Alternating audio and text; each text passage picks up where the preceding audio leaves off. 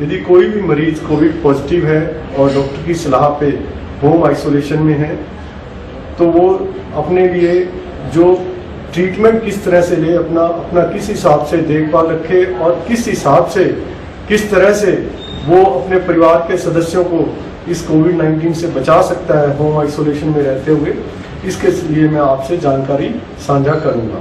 तो सबसे पहले मैं किस तरह से अपना इलाज, वो जो डॉक्टर बता रहे हैं उसको इलाज वो तो उन्होंने लेना ही है।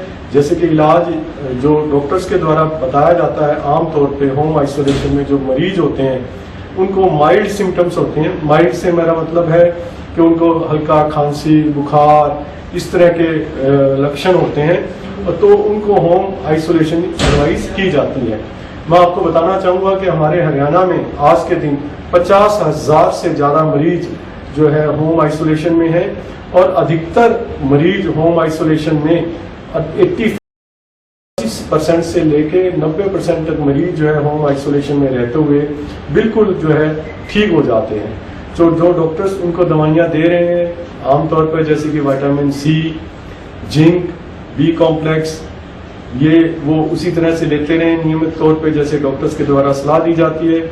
इसके अलावा डॉक्टर्स के द्वारा खांसी के लिए एंटी एलर्जिक टेबलेट या सिरप बताए जाते हैं, टेबलेट सेट्रिजिन या लिवोसेट्रिजिन या कोई कफ सिरप, वो आप डॉक्टर की सलाह के अनुसार लेते रहें। कई बार कुछ जो है डॉक्टर्स एंटीबायोटिक भी कुछ प्रिस्क्राइब कर देते हैं, दे देते हैं, जैसे कि एजिथ्रोमाइसिन या डॉक्सीसाइक्लिन वगैरह, वो अपना इलाज डॉक्टर की सलाह पे उसी तरह से करते रहें। और जब भी बुखार आए तो पैरासीटामोल की गोली वो है उसका इस्तेमाल करें और उससे बुखार उनका कम हो जाएगा। सुबह जब मरीज उठता है तो उठने के बाद में वो डेली गुनगुना पानी, सारा दिन गर्म पानी थोड़ा हल्का जो है वो पिए, उससे काफ़ी लाभ होगा उसको। इसके अलावा वो सुबह उठ के जो है प्राणायाम करे, जिसको कि ब्रीदिंग एक्सरसाइजेज हम बोलते हैं, वो उससे करे, उससे उसको बहुत लाभ होगा। इसके अलावा हर 2 या 3 घंटे में आधे घंटे तक वो प्रोन पोजीशन में यानी कि उल्टा लेट के वो सांस ले तो उससे बहुत अधिक फायदा होता है। उससे हमारे लंग की कैपेसिटी जो है बहुत बढ़ जाती है। इसके बाद में घर पे रह के उसने अपना ऑक्सीजन लेवल जो है मरीज ने लगातार चेक करते रहना है हर 3-4 घंटे बाद। अपनी मिडिल फिंगर जो होती है उसकी पेशेंट की, इसमें पल्स ऑक्सीमीटर लगाकर आराम से 1 मिनट तक वो देखे, पल्स ऑक्सीमीटर को वॉच करे, फिर उसके बाद में उसकी रीडिंग देखे। यदि ऑक्सीजन लेवल उसका 95% से ऊपर है, अप टू 98, 99, 100 तक नॉर्मल होता है, तो कोई चिंता का विषय नहीं है, वो इसको देखते रहें। इसके अलावा हम 6 मिनट तक उसको कहते हैं कि कमरे के अंदर ही पल्स ऑक्सीमीटर लगाकर मिडिल फिंगर में और कमरे के अंदर जो है हल्का वो अपनी वॉक करे 6 मिनट तक। उसके बाद में देखे कि ऑक्सीजन लेवल उसका 3 से ज़्यादा जो है डिप तो नहीं कर रहा। से फॉर एग्जांपल यदि पहले उसका 96 है और 6 मिनट वॉक करने के बाद में पल्स ऑक्सीमीटर में 93 से भी कम दिखा रहा है तो उसको तुरंत जो है डॉक्टर को इसके बारे में अपना सूचित करना चाहिए, क्यों वो पोटेंशियल कैंडिडेट है कि आगे जाके वो उसको हाइपोक्सिया या कुछ इस तरह का हो सकता है।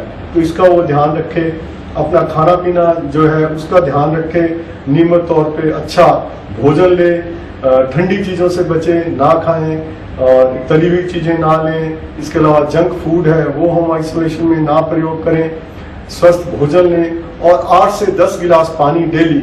हाइड्रेशन बहुत जरूरी है इसके अंदर, कोविड-19 के ट्रीटमेंट में हाइड्रेशन अपना पूरा रखे ताकि जो है इस महामारी से वो बच सके और पूर्णतः ठीक हो सके।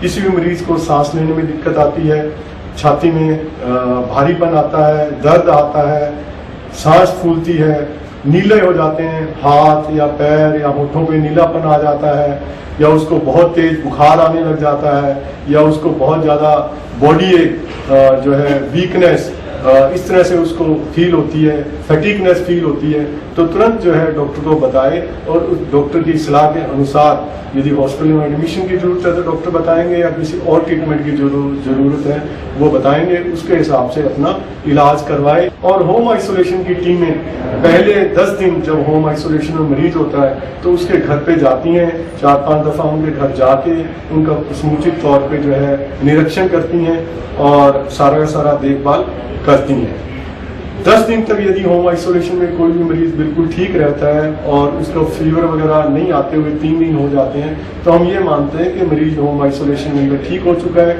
7 दिन उसके बाद उसने अपनी स्वतः देखभाल करनी है और टोटल जो है 17 दिन के अंदर जो है उसने होम आइसोलेशन में रहना है और उसके बाद में वो पूर्णतः हम उसको 17 दिन के बाद में ठीक मानते हैं।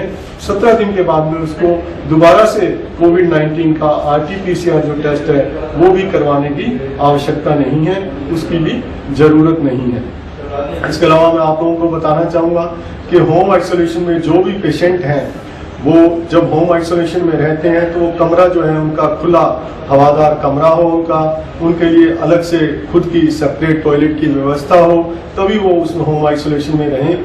यदि सेपरेट टॉयलेट की व्यवस्था नहीं है घर में तो वो डिस्ट्रिक्ट कोविड केयर सेंटर बने हुए हैं हमारे हर एक जिला के अंदर, जहाँ पर जाके वो अपने जो है होम आइसोलेशन की तरह वहाँ पे रह सकते हैं और अपने जो है स्वस्थ हो सकते हैं। ये हमने होम आइसोलेशन की इस तरह से व्यवस्था करी हुई है। यदि कोई मरीज होम आइसोलेशन में है तो कमरा खुद अपना वो साफ करे। कमरे का फर्श जो है ब्लीचिंग पाउडर से 3 चम्मच ब्लीचिंग पाउडर 1 लीटर पानी में डाल के उसको पोछा लगा के उससे साफ कर सकते हैं। जितने भी मेज कुर्सी वगैरह और चीजें जो कमरे के अंदर है उनको 1% हाइपोक्लोराइड सॉल्यूशन जो है उससे वो साफ कर सकते हैं खुद।